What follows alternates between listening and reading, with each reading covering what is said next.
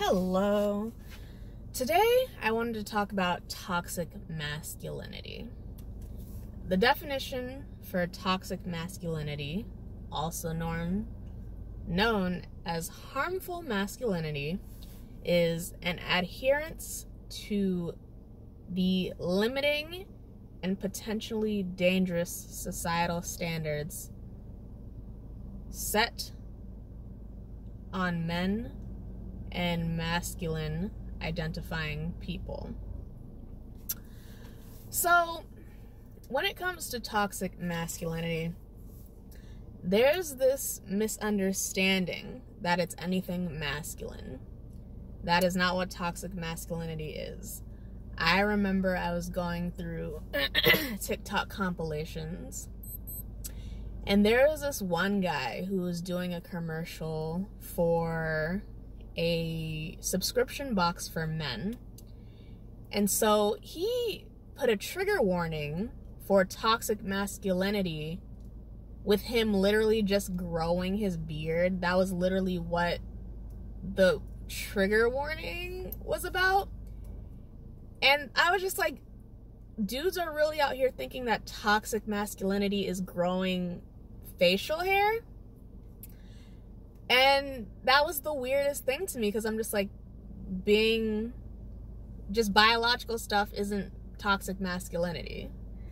The common traits of toxic masculinity are mental and physical toughness, aggression, stoicism or not displaying emotion, heterosexism or discrimination against people who aren't heterosexual, self-sufficiency, and emotional insensitivity. I was born in the early 90s. I know that there was this expectation for like men to be men and to be tough and to not like show emotions, but that's not true. Like, everybody that is a human being is a human being. Unless you chemically do not feel emotions because you might have been born a sociopath born a psychopath through circumstances made into a sociopath. You have feelings, and it's important for you to express that in a healthy manner and a free manner, because just because you happen to have different plumbing doesn't mean that you shouldn't be seen as someone who, needs extra care in terms of feelings. Like, feelings are not just for effeminate men or women, and to rob someone of being able to express themselves properly is not okay. Toxic masculinity is mostly among males, but can be upheld by anyone. So, examples of toxic masculinity would be saying no homo, or I'm a guy, what do you expect? Like, yes, there are women who can uphold toxic masculinity, or people who identify as other who can uphold toxic masculinity, because they themselves were also conditioned that, oh, men are supposed to be a certain way, men shouldn't cry, men shouldn't express themselves, men should always be tough, men shouldn't have any kind of effeminate traits, this and that. So yes, it's not just men who perpetuate toxic masculinity, but it started somewhere.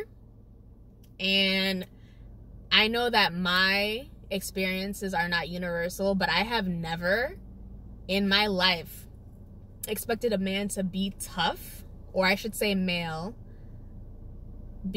for age inclusivity. I have never expected a male to be tough and not just say what's on his mind. Like, mental health is important, emotional health is important, psychological health is important, and everybody should have a fair go at it. There was a May 2021 study that included a 2014 research article. Adhering to toxic masculinity can affect men's physical and mental health and contribute to poor sleep and depression. Other research also suggested that men are less likely to see a doctor when necessary out of fear of appearing weak or unable to provide for their family. This kind of thinking may also prevent men from seeking important preventative care. So, like, you know, when it comes to so like when you're in your 40s and you go for like a prostate exam or whatever, just a regular checkup, I feel like I don't just feel like, there's this, like, a doctor is a professional. Him putting his hands on you with your consent, because yes, you do not have to consent to everything a doctor does to you if you do not feel comfortable with it. That is your right as a patient to, that is your right as a patient to accept or reject certain medical procedures. Now, is it good for you to reject them? Not necessarily.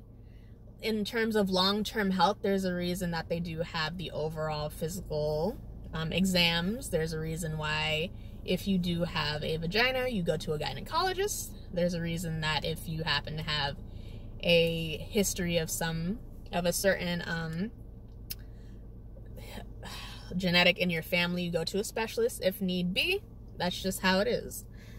The societal impact. So, rape culture, another one with the phrase "boys will be boys," and also placing the blame on the victim instead of the person who did the sexual assaulting.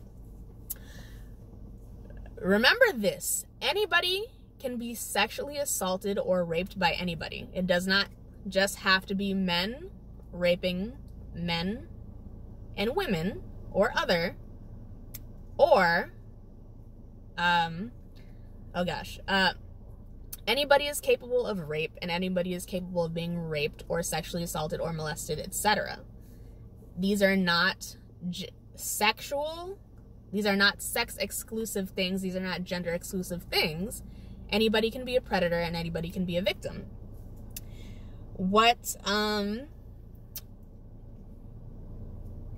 It's unfortunate when males are not taken seriously when they do get sexually assaulted or raped or molested, because again, it's that whole toxic masculinity thing where it's just like, oh, just man up, just take it, oh, you should have liked it, blah, blah, blah. It's like, no, absolutely not.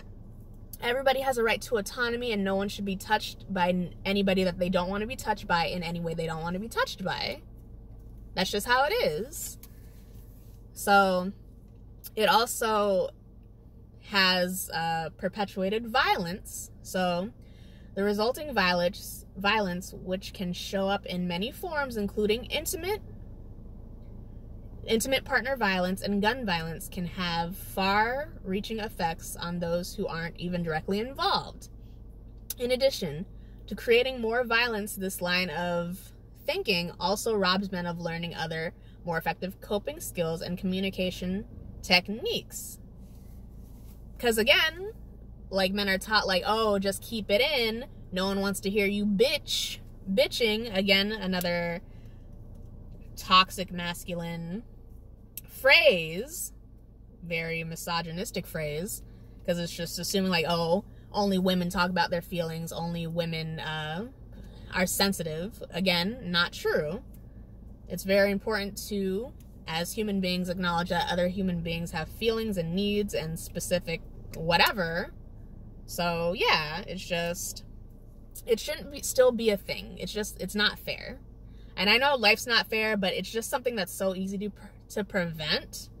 Like, literally just care about other people and just treat them the way you want them to be, the way you want to be treated, or you want your family members to be treated, that you actually like, because I know, like, not all of us like our family members, but still.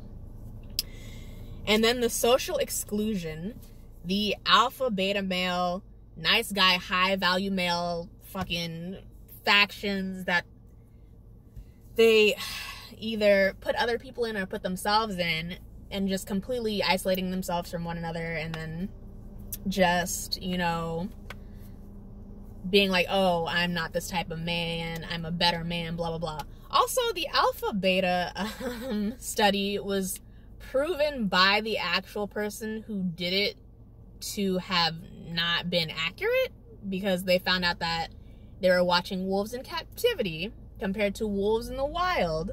So it was a family hierarchy, not just like, oh, wolves. So again, the alpha beta mindset is not a real thing, and people need to let go of that as well. It's just not worth it to keep it.